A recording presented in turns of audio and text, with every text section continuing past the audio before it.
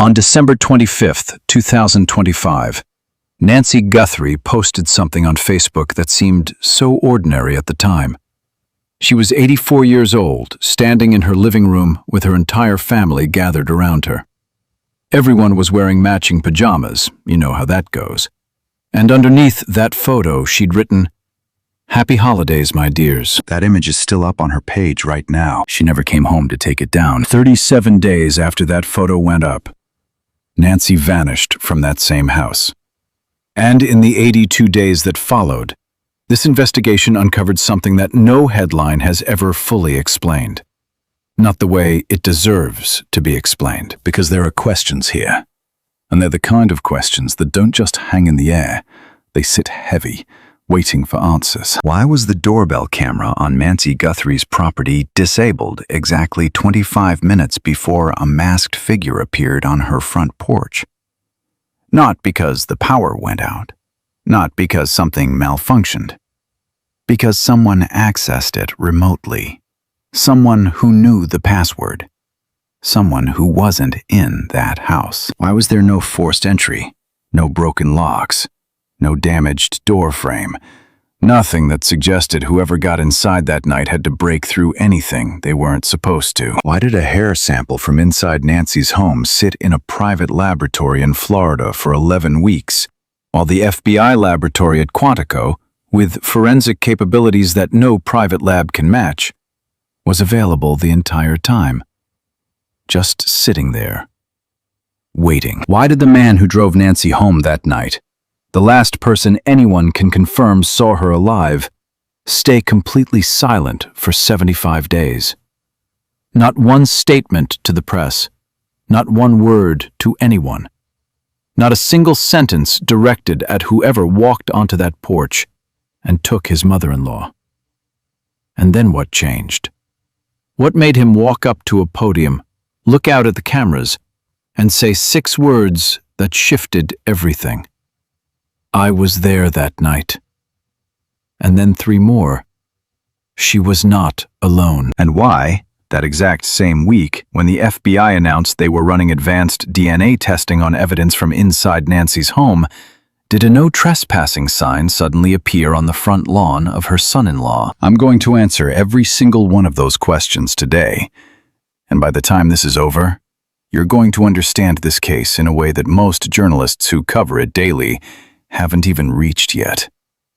Stick with me. But first, if you've been following the Nancy Guthrie case and you felt frustrated, like the mainstream coverage keeps circling the same details over and over while missing the actual forensic story underneath, then you know exactly who this channel is for.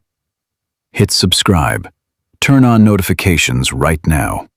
Every time something concrete develops in this investigation, this is where you're going to get the full breakdown. Every named source, every verified fact, every piece of evidence put in the right order. Okay, let's go. She raised 3 children by herself after her husband died. She was only 46 when she lost him. Think about that for a second. A woman, alone, with 3 kids to raise. And she didn't just survive it.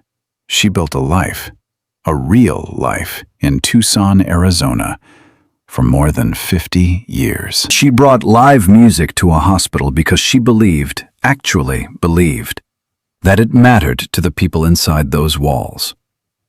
Every morning she'd sit at her kitchen table.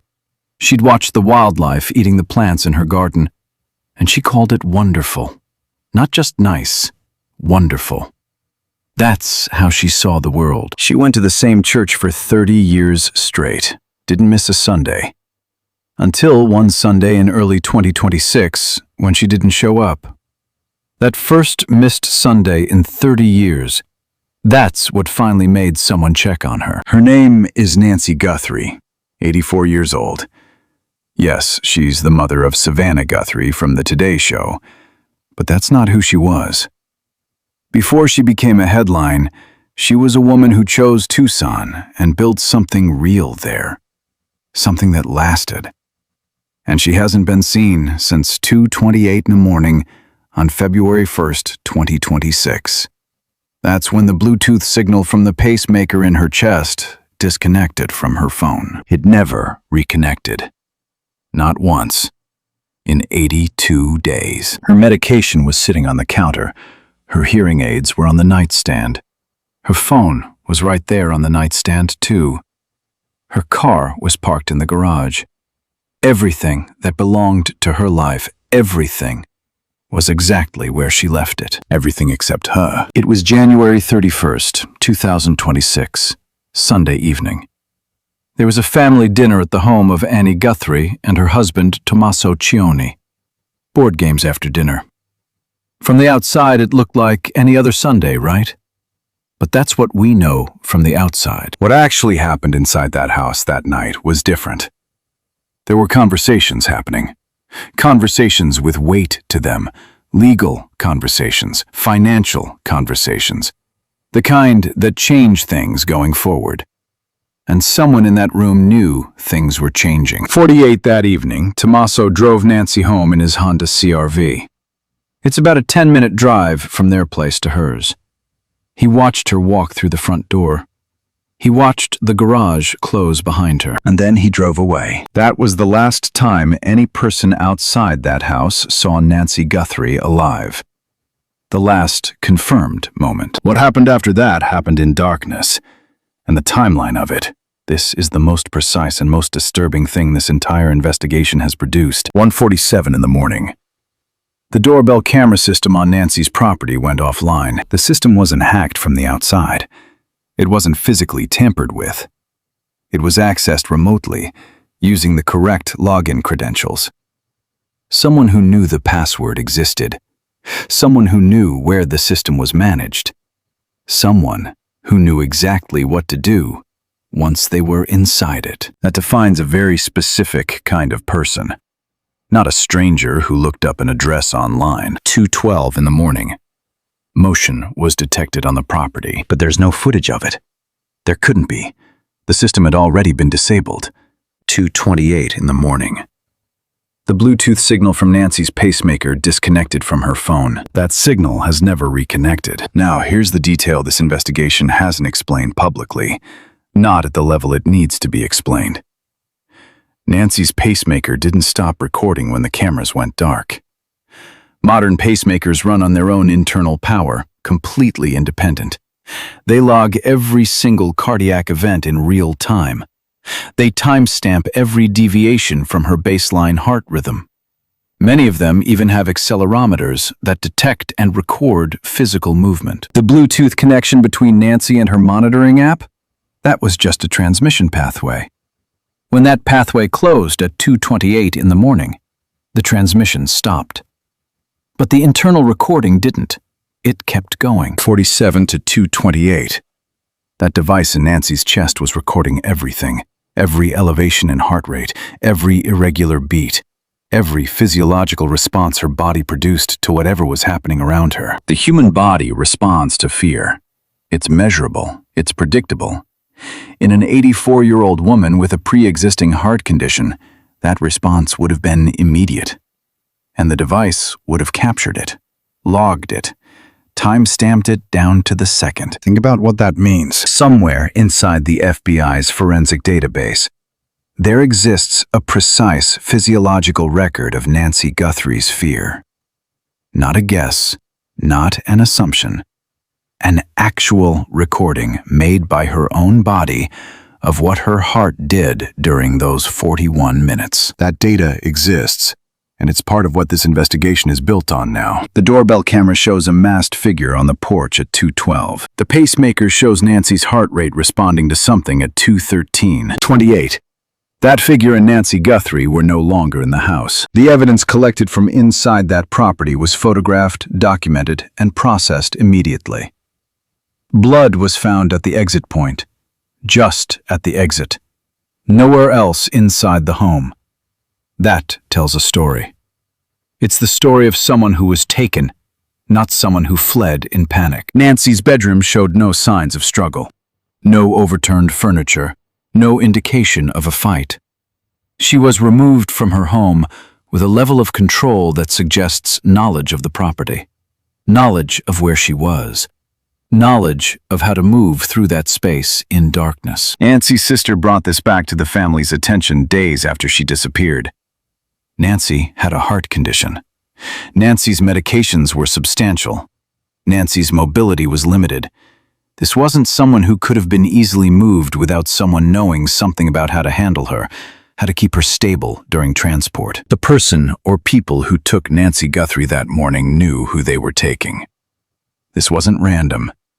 This wasn't a stranger's crime.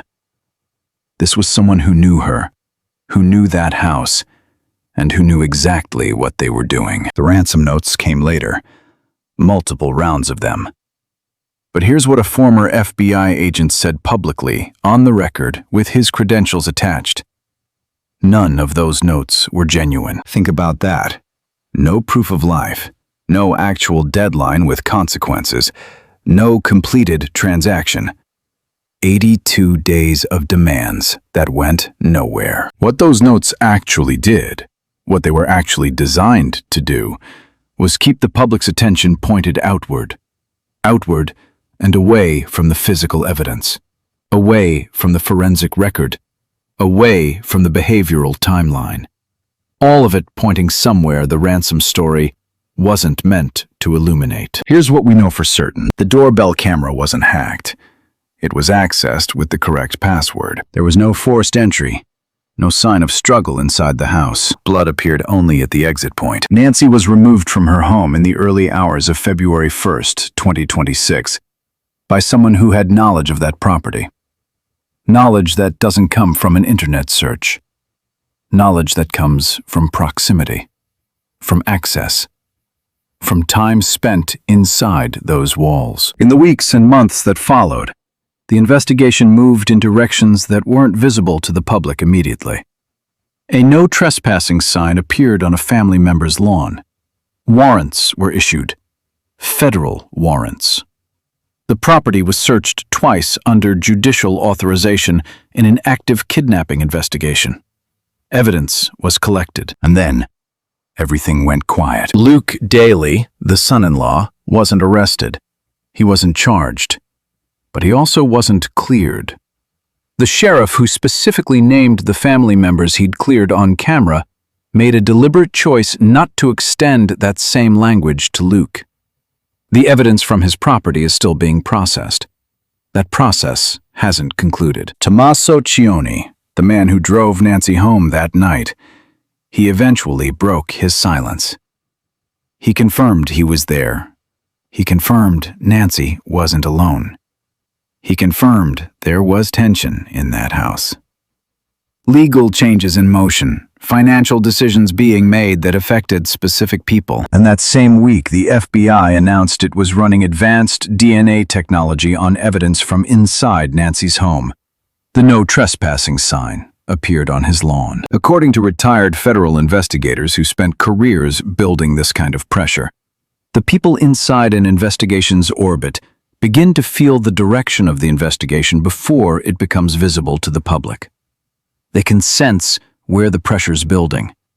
They can feel it coming. Here's what's happening now, right now, as of this moment. A hair sample recovered from inside Nancy Guthrie's home is sitting in the FBI laboratory at Quantico, Virginia. That same laboratory developed the forensic techniques that identified the Golden State Killer after 40 years. That same methodology that's closed cases that every conventional approach had failed to crack. For 11 weeks, that sample sat in a private laboratory in Florida. 11 weeks, while Quantico waited. While the most capable forensic DNA analysts in the federal government waited. While more advanced technology sat available and ready, that delay may have cost this investigation time.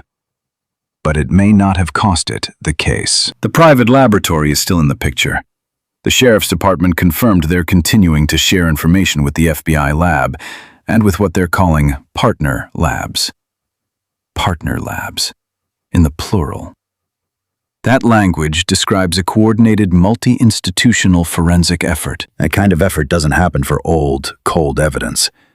It doesn't happen for compromised samples. It happens when investigators believe the evidence can be worked. when they believe new analytical tools might produce the breakthrough they're looking for. C.C. Moore, the forensic genealogist, said it directly on the record months ago. If they get a viable DNA profile, genetic genealogy will solve this, and it'll be solved within weeks. That statement came back then, but the advanced testing now underway at Quantico represents the closest this investigation has come to publicly acknowledging that the effort to get that viable profile isn't just continuing. It's being driven by tools that didn't previously exist. The same tools, the same methodology, the same pipeline that's closed cases other methods couldn't touch. And the sample in the FBI lab is either going to produce a sequence that enters the genealogy databases and identifies someone, or it's going to confirm definitively that the 11 weeks in Florida cost this investigation something it cannot recover. Either outcome is information. Either outcome moves this case forward, and either outcome tells us more than 11 weeks in a private lab ever could have. So here's where we are. Nancy hasn't been found. That's the central fact. Everything else circles around it. Every forensic development, every piece of evidence, every week of sustained investigative pressure building towards something that hasn't been announced yet. She hasn't been found, and 82 days is 82 days. She raised 3 children by herself after losing her husband at 46. She built a life in Tucson that lasted more than 50 years. She brought live music to a hospital because she believed it mattered to the people inside those walls. Every single morning, she sat at her kitchen table and watched the wildlife move through her garden and called it wonderful. She was sharp. She was present. She was deeply, genuinely loved. Her medication was on the counter. Her hearing aids were on the nightstand. Her phone was on the nightstand. Her car was in the garage. Everything that belonged to her life was exactly where she left it. She deserves an answer. And that hair sample, now sitting inside the FBI laboratory at Quantico, the one that spent 11 weeks in a Florida facility, while the most capable forensic DNA analysts in the federal government waited, may be the closest thing to that answer that currently exists anywhere in this investigation. The science is running, and it's running in the right direction, in the right facility, with tools this case has never had before. If you have any information related to Nancy's disappearance, contact the FBI directly at 1-800-CALL-FBI. You can submit a tip completely anonymously at tips.fbi.gov. You can also reach the Pima County Sheriff's Department at 520-351-4900. The combined reward for information is $1.2 million. Completely anonymous. Every piece of information matters. Before I finish, there's something that needs to be said directly. This community has been part of this investigation in ways most people don't fully appreciate. You've walked the washes and found clothing. You've caught behavioral details and doorbell footage that trained analysts later confirmed. You noticed that no trespassing sign and asked the questions its placement actually demanded. You've read every statement, tracked every timeline, and refused to let surface-level narratives substitute for the actual forensic story underneath. That sustained, specific, evidence-based attention? That's been one of the defining characteristics of how this case has been followed by the people who care most about what actually happened to Nancy Guthrie. A genuine thank you from everyone at this channel, to every single person who's been here from the beginning. And a special thank you to Notebook VE. Your presence here, your support, your commitment to following this case the right way, it means more than this channel can adequately express. You're exactly why this work is worth doing. If this breakdown gave you something that the mainstream coverage hasn't, share it with one person who cares about this case. Subscribe if you haven't already. Turn on notifications, because in this investigation, things move fast. And when they do, this is where you're going to get the full forensic breakdown first. Every named source, every verified fact, every piece of evidence in the correct order. The moment the FBI laboratory produces a result on that hair sample, This channel will be the first to break down exactly what it means, where it leads, and what it does to every other piece of evidence this investigation has been building for 82 days. We'll see you in the next one.